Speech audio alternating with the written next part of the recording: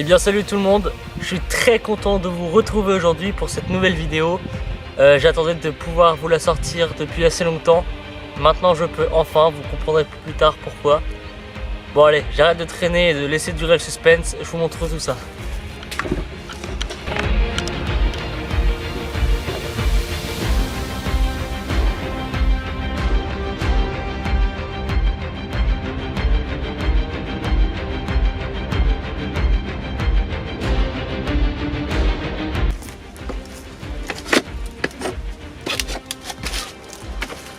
Allez, suivez-moi pour la visite guidée.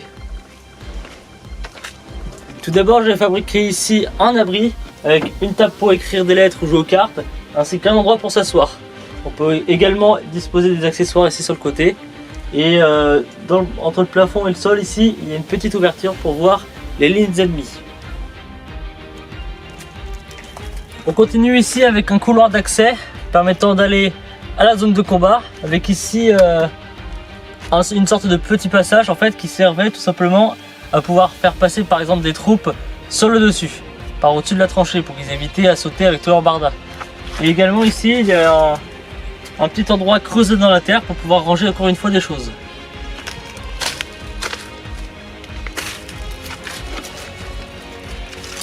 J'ai ensuite construit ici un endroit tout simplement pour s'asseoir, pour des soldats éventuellement entre la partie là-bas avec l'abri et la zone ici de surveillance.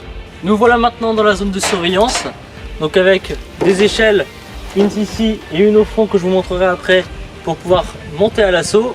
Et il y a également ici deux meurtrières. Donc comme vous pouvez le voir, ces meurtrières permettent en fait de surveiller les lignes ennemies sans avoir à sortir la tête. Et donc ici vous voyez, nous avons les deux autres meurtrières dont je vous ai parlé, ainsi qu'une autre échelle pour pouvoir monter à l'assaut. Alors maintenant qu'on a vu l'intérieur de cette tranchée, nous allons peut-être pouvoir passer à l'extérieur. Je vais vous montrer un petit peu ce que ça donne.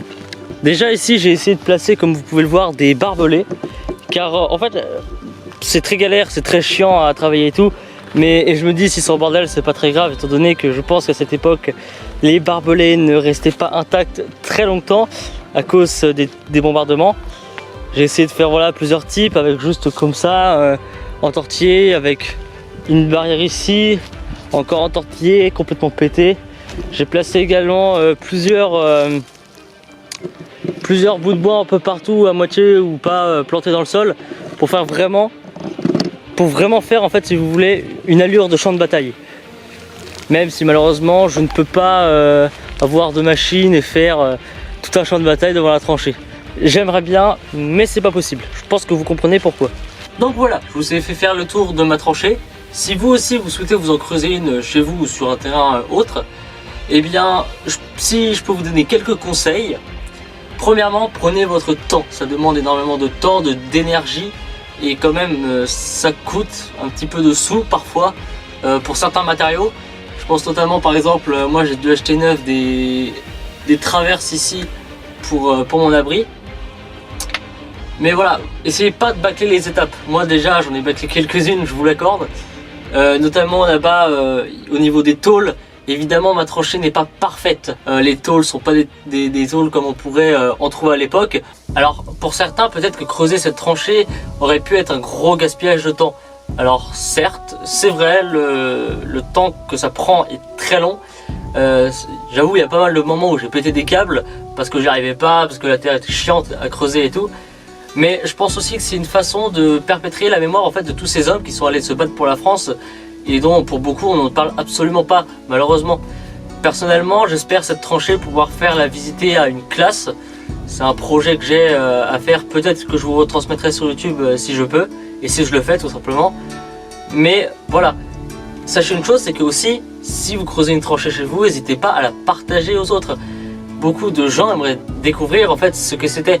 Et malheureusement pour eux, ils n'habitent pas forcément dans une région qui était propice à cette guerre. Donc ils n'ont pas de site sur la question dans leur secteur. Malheureusement dans le secteur dans lequel j'habite, c'est pas un secteur, même pas du tout en fait, qui a été touché par la Première Guerre mondiale, si ce n'est les hommes qui sont partis au combat, étant donné que j'habite en Anjou, donc à l'opposé en fait quasiment. Donc voilà, si cette vidéo maintenant vous a plu, je vous incite à lâcher le pouce bleu, à vous abonner, très sérieusement, je vois qu'il y a plein de vues, mais malheureusement il y a pas mal qui ne se sont pas encore abonnés, donc vraiment faites-le, c'est gratuit, ça coûte rien, ça me ferait vachement plaisir. N'hésitez pas aussi à partager cette vidéo. Quant à moi je vous dis, eh bien, encore une fois, à une prochaine fois. Allez, ciao!